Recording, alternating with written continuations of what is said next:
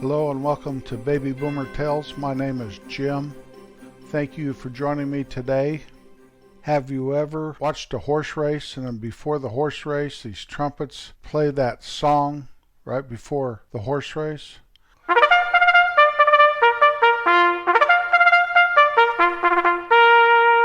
Yeah, right. Anyway, you watch a movie and the cavalry is charging up against the Indians and the bugle blows.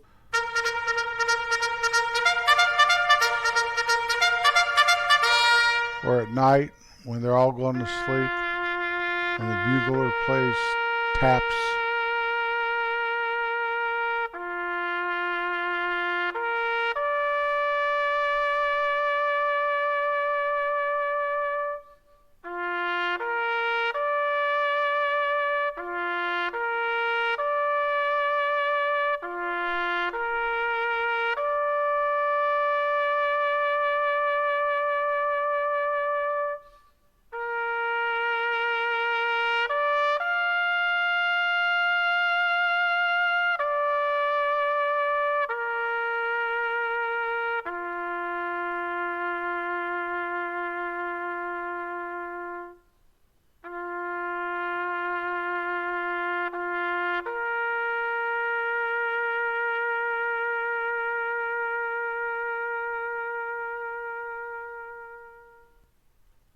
When I was in about 5th grade, my friend Wayne and I were at a basketball game, a high school basketball game, and Wayne said, "Come with me."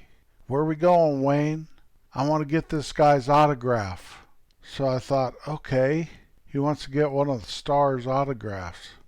We had some great stars back then when I was in about 5th grade, the high school team. They were very competitive. They had some big old guys that could really shoot. They're always very competitive. So I followed them down through the bleachers. Excuse me. Got down to the floor, walked to the end of the bench. The game just got over. Wayne goes up to this guy kind of sitting towards the end of the bench saying, "Excuse me, may we have your autograph, please?" And the guy looked at us. Wayne held out a piece of paper and a pen. The guy scribbled his name and smiled at us, asked us a couple questions like, "How you doing?" We thanked him and we left. And I said, "Wayne, that guy's sitting on the end of the bench. Why did you want his autograph?" Wayne looked me right in the eye and said, "He's the best trumpet player in school." About the 5th grade, we did start taking an interest in band. School made us start playing these little instruments called tonets. We learned music, where to put our fingers, how to blow in them. After a while we started playing things like Twinkle Twinkle Little Star together. Mary Had a Little Lamb. Had to take it home and practice. These tonets were maybe 8 inches long and they were solid black. And they had a nice rich tone no matter how terrible of a tonet player you were, unless you just blew into it real hard. Today, I know kids start out with an instrument they call a recorder that are more slender than the tonet. They're longer, they're over a foot long, they're probably 14, 16 inches long. And I do not think they sound nearly as good as that old tonet. We played those tonets for a year or two, I believe. I tried to search my mind to give myself some sort of time frame on this, and it's really hard to remember. I can remember the tonet just like it's in my closet, but I can't really remember how old I was and how long we played it. I do remember, though, about 6th grade, there was a high school and junior high school band concert. And before all that started, we gave a little concert with our tonets. Then we sat through the concert with the bands, and Bob was sitting up there really playing his trumpet. After the concert, these lights came on these tables, and on the tables were all these beautiful, wonderful instruments. And the director informed us that if we're wanting to start in the junior high band next year, we had a choice. We could buy an instrument that they had for sale, or we could rent one. So my parents and I walked over, and I said, I want to play a trumpet. I really want to play a trumpet. I want to be like Bob. I want to be like those guys in the army. So we went and we looked, and they were shiny and they were wonderful, and I saw one I fell in love with.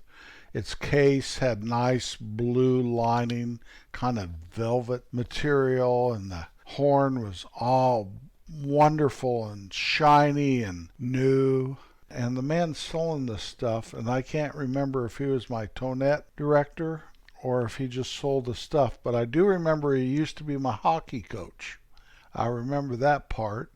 And he was selling this stuff, and I believed he had a music store up by the ski area.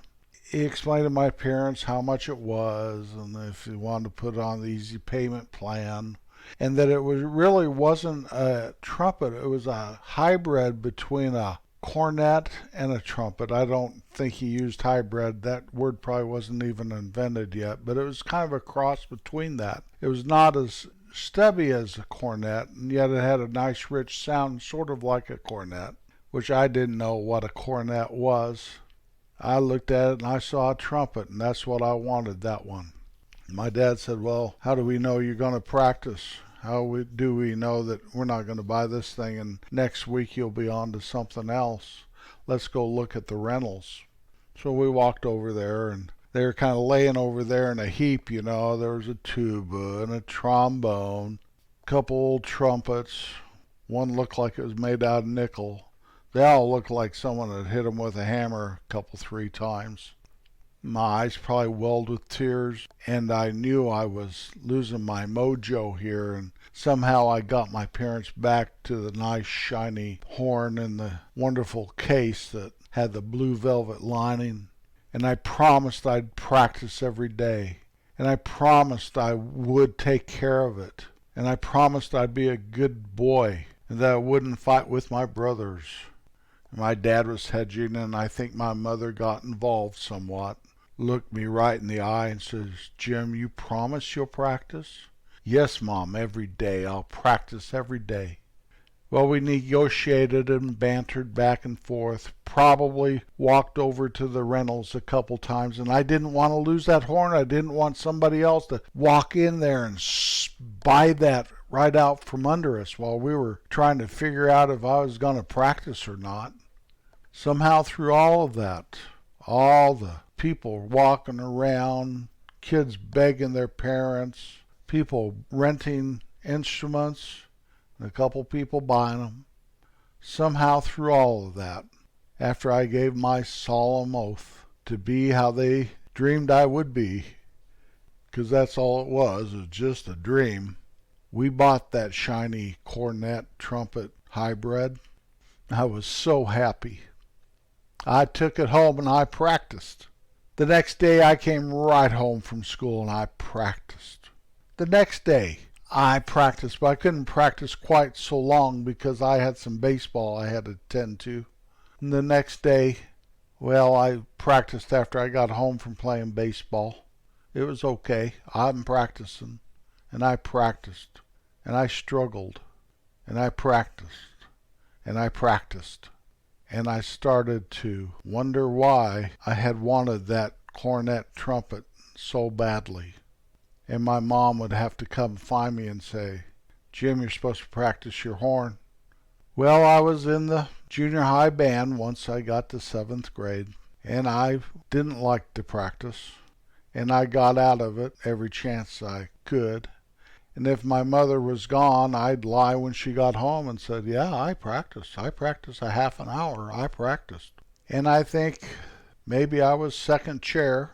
Out of 6 of us, there's probably 2 first chairs and 2 second chairs and 2 third chairs. You know, first chair, you're better than the second chair. And my mother wondered how much those kids practiced that were in first chair.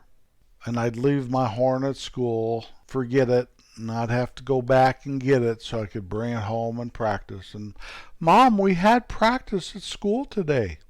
Well, I struggled with this all 7th grade. And then 8th grade started. And the 8th graders had an opportunity to play in the high school band. We had to audition for the band. And my friend Terry was in the high school band, and he said, "Oh, it's easy, you can do it." He played saxophone. And so I auditioned. I remember sitting there watching Mike audition and watching Preston audition. Then it was my turn. And I got up there and I was very, very nervous. I looked around and I couldn't find Terry anywhere. Looking around. And then I auditioned and I made it. They voted right then and there by raise of hand if they should accept this 8th grader or not. And I got accepted. And I was happy. And I was relieved. And I thought I was better than I was. Well, we had to practice with the band, the high school band. And we had to do it it was weird, we had to skip our lunchtime and practice with the band during our lunchtime. So after practice, we had to go to the grade school, it was down the block, and grab a bite to eat because the high school cafeteria apparently was closed by then. I can't remember why we had to go over there and eat. But after a few days, Preston and I were walking back to school, and we were kicking rocks and talking and goofing off and not in any hurry to get back to class at all. And here comes the band teacher. He stops and he looks at us. I remember him looking at us looking away and looking back and looking at him still looking at us. And he asked why we weren't hustling it back to school. That it was a privilege to be in high school band, and why are we treating this situation with such disrespect? Well, Preston, I don't think said a word, but I did. Said something smart and I thought funny. Next thing I know, we were kicked out of band. It was really a double-edged sword for me because I didn't like it anyway, but I was embarrassed that it happened. Well, within a week, I'm not sure how it came about, but Preston was back in the band, but I was not. I don't know if he went and apologized. I don't know if his parents talked to the band instructor. But my theory always was Preston was better than me, and they needed Preston, and they did not need me. So I was 3rd chair and at the end of the 3rd chair row. Well, by the time I made 9th grade, I was back in high school band. Just out of default, I was in high school, so I was in the band. And my affair with my cornet trumpet hybrid had turned from a love-hate relationship to just a hate it. I just hate it. I just hate this thing. I don't like it at all. I do not know what I was thinking when I was in 7th grade, 6th grade, 5th grade, whatever I was in, begging for it, begging, promising the earth and the moon and all the stars if I could just have that shiny cornet trumpet. I had friends in band. Mike was 1st chair trumpet. Wayne played the French horn. I always thought Wayne was the luckiest kid in band because he had a kid that was a junior or senior in high school it was just those two being French horn. And he was kind of like Wayne's mentor, where I was with a whole slew of guys wanting to play trumpet. Half of them played it awfully good, and a few of them played it like me. Why didn't I play drums? Even old Randy played a clarinet. I would have never dreamed of clarinet. This guy was the captain of the football team, played clarinet. His goal in life was to play for Lawrence Welk. My goal in life was to take Mickey Mantle's place. I was not in the band even a little bit. Well, finally, somewhere along the road, I stopped being in band. That cornet trumpet sat in the closet. For years it sat in the closet. When I was about 19, I came home for a week or two. So I was talking to my old football coach one day downtown, and through the conversation, I sold him my cornet trumpet. I remember this for $80. I thought I got a heck of a deal, and in reality, Coach got a great deal. So that sucker was not cheap. It was almost like new. I mean, I hardly ever played it, ever. So I'm glad. I hope one of his boys took it serious enough. I went and I blew the $80, probably just like that. My kids, when they got about 5th grade, They came home with tonettes, and we went through the whole shebang again. One of them wanted a clarinet, one of them wanted a flute. I believe we rented them, but the rentals by then were much nicer situations, and girls played them about a year and lost interest. And that was about the extent of music for me, except for my wife, who is very musical, can pick up an instrument and teach herself how to play it. As she's got older, she's just taken to her piano and left the other things alone.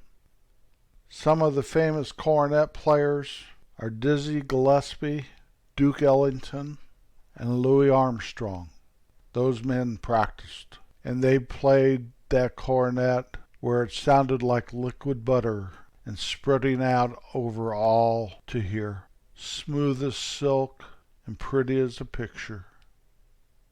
Whatever you do in life, you have to practice at it to be any good. That is the principle you have to do. So I don't know why my parents bought me that cornet. Like I said, I'm sure it was my mother that convinced my dad to let's take a chance on the boy one more time.